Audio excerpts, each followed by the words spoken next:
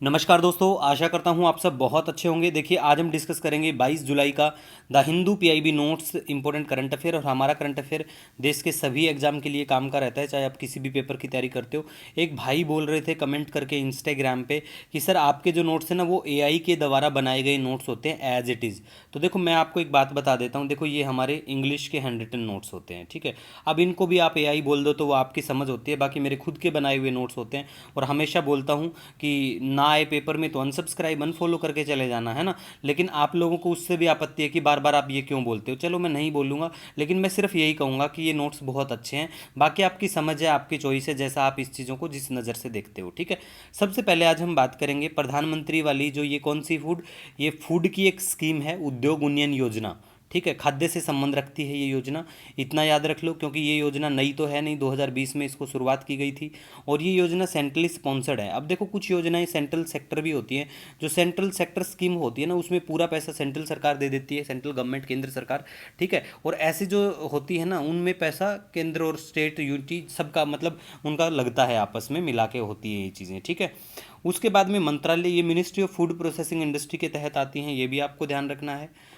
उसके बाद देखो, सीड कैपिटल कितना क्या, तो इसमें 40,000, मतलब जो सपोर्ट होता है ना वो कितना क्या मिलेगा इसमें, 40,000 प्रति सदस्य और 4 लाख प्रति एसएसजी, जो सेल्फ हेल्प ग्रुप जो होते हैं फेडरेशन, उनके लिए, ठीक है।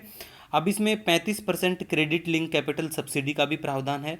अगर बात करें पात्रता के बारे में, एलिजिबिलिटी के बारे में, तो आयु 18 वर्ष से अधिक होनी चाहिए और न्यूनतम मतलब कम से कम 8वीं पास आप होने चाहिए इस योजना का लाभ फायदा उठाने के लिए, ठीक है। वैसे जब भी ऐसे कोई योजना चर्चा में आएगी, हम लोग आपको है ना जो सरकारी कटआउट है पीआईबी का या फिर इस योजना की ऑफिशियल वेबसाइट पे जाके तो वो शेयर कर दिया करेंगे। क्योंकि अगर देखो, मोस्ट ऑफ द टाइम क्या देखने को मिलता है, कोई भी योजना मान लो यूपीएससी के पेपर में, ऐसी यूपीएससी में ही देखने को मिलती हैं ज़्यादातर चीज़ें ऐसी, तो यूपीएससी के पेपर में कोई भी स्कीम का क्वेश्चन पूछते हैं और आप जहाँ से भी करंट अफेयर पढ़ते हो, जो भी फेमस लोग हैं करंट अफेयर की दुनिया में, उनसे वो ऑप्शन मैच नहीं होते हैं। उसका कारण यही रहता है कि आप कभी भी इनसे अगर पढ़ोगे ना, इनकी खुद की ऑफिशियल वेबसाइट, वहाँ से डायरेक्ट आंसर मैच आराम से हो जाता है इजीली। पीआईबी में भी ऊपर ऊपर जो चीज़ें लिखी होती हैं उनसे भी डायरेक्ट मैच हो जाती हैं चीज़ें, इसीलिए हम वो लेके आते हैं और एग्जाम में काम की भी और किफ़ायती रहती है, ठीक है। इसके बाद बात करेंगे मेरी समिति मेरा पटल, ये इतनी इंपॉर्टेंट बिल्कुल भी नहीं है। क्षेत्रीय सहकारी प्रबंधन संस्थान चंडीगढ़ इसको बिल्कुल लेके आता है।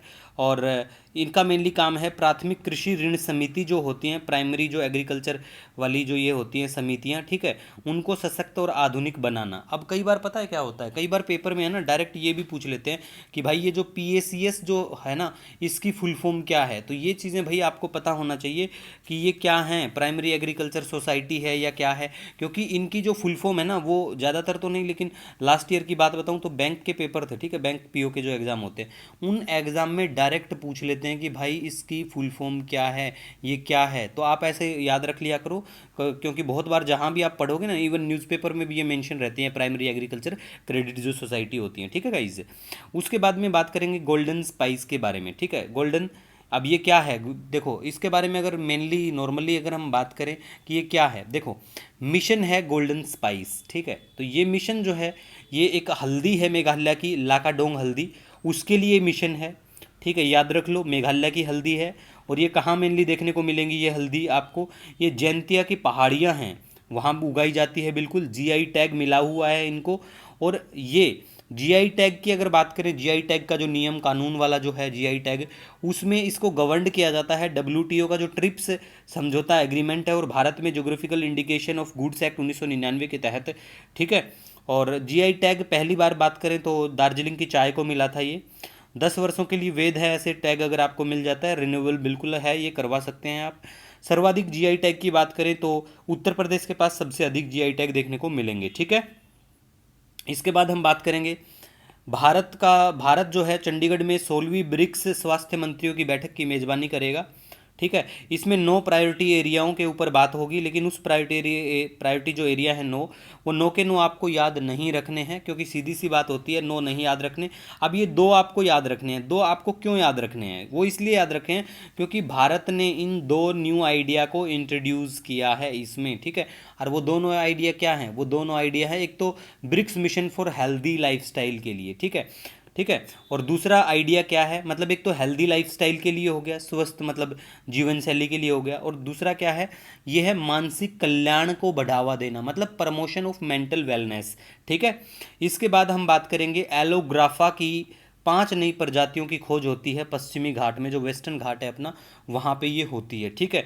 तो ये एलोग्राफा, पहली बात तो देखो जितनी भी इसकी 5 स्पीसीज है, प्रजातियां हैं, उनके नाम के आगे एलोग्राफा से स्टार्टिंग होती है। तो ये आपको 5 स्पीसीज के नाम भी अजीब से हैं, तो याद रखने की जरूरत नहीं। ये मत बोलना कि सर ने यहाँ पे मेंशन नहीं करी, अरे मेंशन इसीलिए नहीं किया कि कितना मेंशन करें। ठीक है। वो इतना काम की नहीं है, बस याद रखना कि ये किस चीज़ से है और क्या है। ठीक है। एलोग्राफा की बात करें, स्क्रिप्ट लाइकेंस या लाइकेन बनाने वाले कवक का एक वंश होता है ये। ठीक है। और यह वन स्वास्थ्य और पर्यावरणीय गुणवत्ता का सूचक इंडिकेटर है। मतलब क्या इंडिकेट करता है, ये इंडिकेटर है फॉरेस्ट हेल्थ और एनवायरमेंटल क्वालिटी का। ठीक है।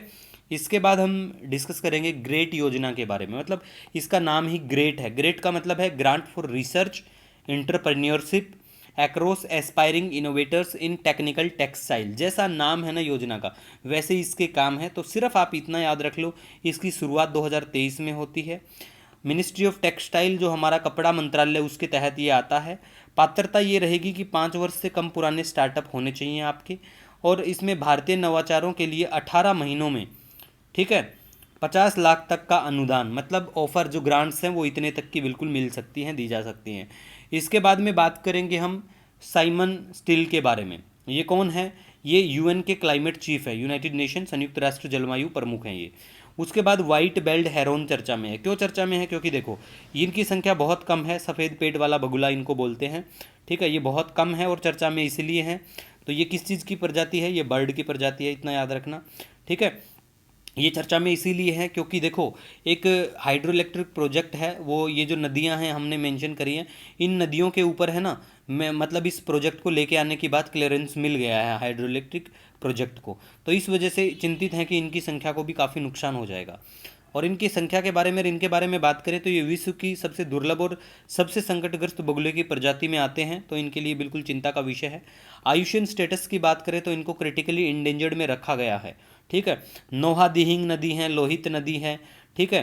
तो यहाँ पे ये देखने को मिलेगा। इसके साथ साथ अगर हम बात करें कि भाई ये भारत में कहाँ देखने को मिलेगा, देखो भूटान है, भूटान उत्तर पूर्व भारत में, जैसे अरुणाचल प्रदेश का हिस्सा, म्यांमार में ये देखने को मिल जाएंगे आपको आराम से। ठीक है।